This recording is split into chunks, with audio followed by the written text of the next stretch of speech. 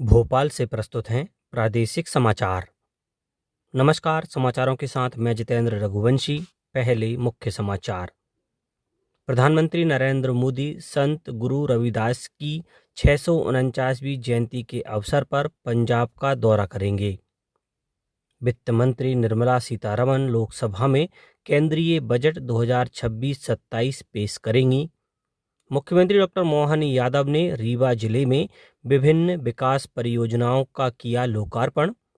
और खेलो MP youth games का पुरस्कार वितरण के साथ हुआ समापन। राज्यपाल ने उत्कृष्ट खिलाड़ियों को किया सम्मानित। अब समाचार विस्तार से। संत गुरु रविदास की 649वीं जयंती के अवसर पर प्रधानमंत्री नरेंद्र मोदी आज पंजाब का दौरा करेंगे। वे आदमपुर हवाई अड्डे का दौरा भी करेंगे।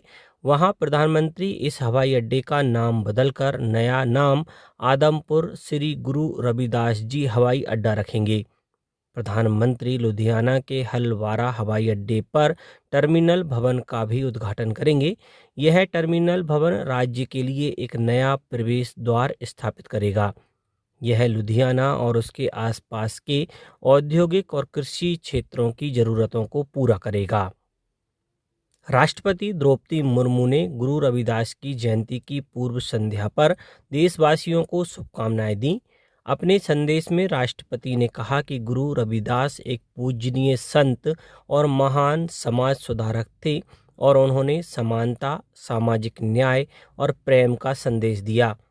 राष्ट्रपति ने लोगों से गुरु रविदास की शिक्षाओं को अपने जीवन में अपनाने और राष्ट्र निर्माण में सक्रिय योगदान देने का आह्वान भी किया। वित्त मंत्री निर्मला सीतारमण आज लोकसभा में केंद्रीय बजट 2026-27 पेश करेंगी। लोकसभा में बजट पेश होने के बाद बजट प्रति राज्यसभा में पेश की जाएगी। यह नरेंद्र मोदी सरकार के तीसरे कार्यकाल का तीसरा बजट होगा। बजट तैयार करने से पहले वित्त मंत्री ने विभिन्न हितधारकों के साथ परामर्श बैठकें की। इनमें अर्थशास्त्री, ट्रेड यूनियन, शिक्षा और स्वास्थ्य क्षेत्र के प्रतिनिधि, लघु और मध्यम उद्यम, व्यापार और सेवा क्षेत्र, उद्योग जगत, वित्तीय क्षेत्र तथा पूंजी बाजार से जुड़े विशेषज्ञ शामिल थे।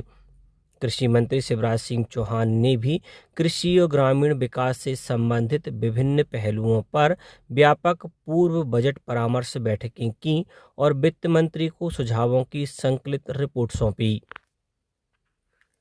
केंद्रीय गृह मंत्री अमित शाह ने बंगाल प्रवास के दौरान बागडोगरा और बैरकपुर में भाजपा कार्यकर्ताओं को संबोधित करते हुए कहा कि ममता सरकार समुदायों को लड़ाकर बंगाल की सामाजिक एकता को खंडित कर रही है। उन्होंने कहा कि 2026 में राज्य की जनता इस वोट बैंक की राजनीति को समाप्त कर भाजपा की सरकार बनाएगी। मुख्यमंत्री डॉक्टर मोहन यादव ने रीवा जिले के भैरव बाबा मंदिर में आध्यात्मिक पर्यटन को बढ़ावा देने का संकल्प दोहराया। उन्होंने मंदिर परिसर में 17 करोड़ रुपए से अधिक राशि की विकास परियोजनाओं का लोकार्पण कर क्षेत्रवासियों को बड़ी सौगात दी। मुख्यमंत्री ने श्याम शाह चिकित्सा महाविद्यालय के विस्तारीकरण का भूमि पूजन किया। मुख्यमंत्री ने कहा कि चित्रकूट में राम पथ गमन और अन्य निर्माण कार्य किए जा रहे हैं।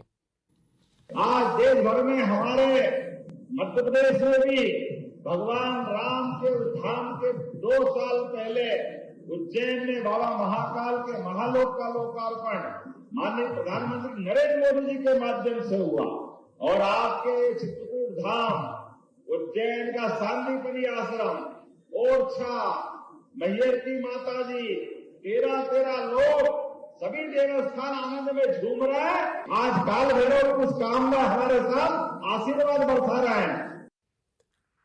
केंद्रीय कृषि मंत्री शिवराज सिंह चौहान ने नकली खाद और बीज बेचने वालों को सख्त चेतावनी दी है। छत्तीसगढ़ में युवा प्रगतिशील किसान संघ द्वारा आयोजित किसान मेला 2026 में श्री चौहान ने कहा कि नकली उत्पादों के कारोबारियों पर अब कठोर कानूनी कार्यवाही की जाएगी। सरकार का लक्ष्य किसानों को शुद्ध खाद, बीज और सुरक्षा सुनिश्चित करना है। खाद्य नागरिक आपूर्ति एवं उपभोक्ता संरक्षण मंत्री गोविंद सिंह राजपूत ने बताया है कि प्रधानमंत्री गरीब कल्याण अन्न योजना में प्रदेश की लगभग 5.37 करोड़ आबादी को प्रति माह निःशुल्क खाद्यान्न का वितरण किया जा रहा है। इसमें अंत्योदय अन्न योजना में 35 किलोग्राम प्रति परिवार एवं प्राथमिकता श्रेणी के परिवारों को 5 किलोग्राम प्रति सदस्य खाद्यान्न दिया जा रहा है। प्रत्येक पात्रता पर्चीधारी परिवार को राशन दुकान से खाद्यान्न उपलब्ध कराया जा रहा है। भोपाल के कुशाभाऊ ठाकरे कन्वेंशन सेंटर में खेलो एमपी यूथ गेम्स का पुरस्कार वितरण के साथ समापन हुआ। मुख्य अतिथि राज्यपाल मंगूभाई पटेल ने उत्कृष्ट खिलाड़ियों को सम्मानित किया। इस महाकुंभ में इंदौर संभाग ओवरऑल चैंपियन रहा, जबकि भोपाल दूसरे और जबलपुर तीसरे स्थान पर रहा। खेल मंत्री विश्वास सारंग ने बताया कि 13 जनवरी से शुरू हुए इस आयोजन में 1 लाख खिलाड़ियों ने भाग लिया। पहली बार क्रिकेट के साथ पिट्ठू और रस्साकशी जैसे पारंपरिक खेल भी शामिल हुए। टूर्नामेंट में कुल 723 स्वर्ण, 723 रजत और 895 कांस्य पदक प्रदान किए गए।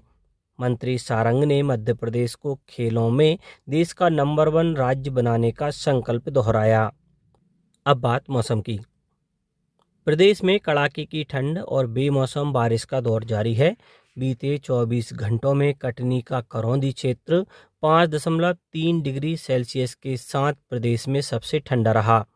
छतरपुर, रीवा और दतिया में पारा 6 डिग्री से 7.8 डिग्री के बीच रहने से शीतल दिन जैसी स्थिति बनी रही। मौसम विभाग ने अगले 24 घंटों में रीवा, सीधी और छतरपुर में कड़ाके की ठंड का अलर्ट जारी किया है।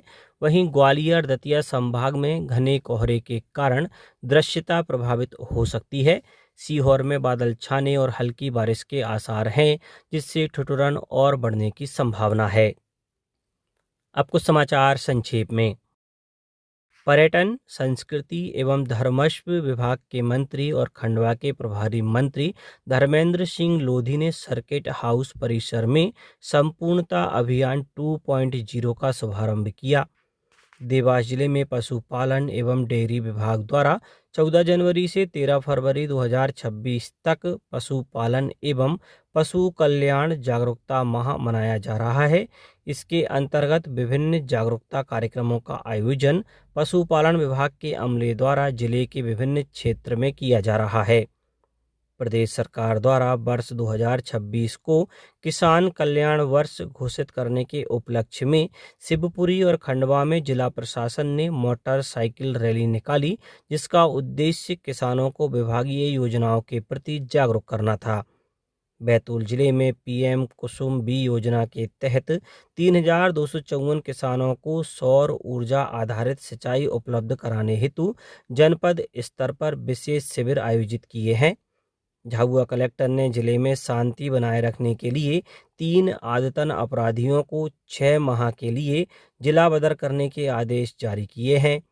शहडोल में 10 फरवरी से शुरू हो रही बोर्ड परीक्षाओं के मूल्यांकन हेतु प्रशासन ने 4 चरणों की योजना बनाई है, जिसमें 22 फरवरी से सीसीटीवी की निगरानी और कड़ी सुरक्षा के बीच कॉपियों की जांच शुरू होगी।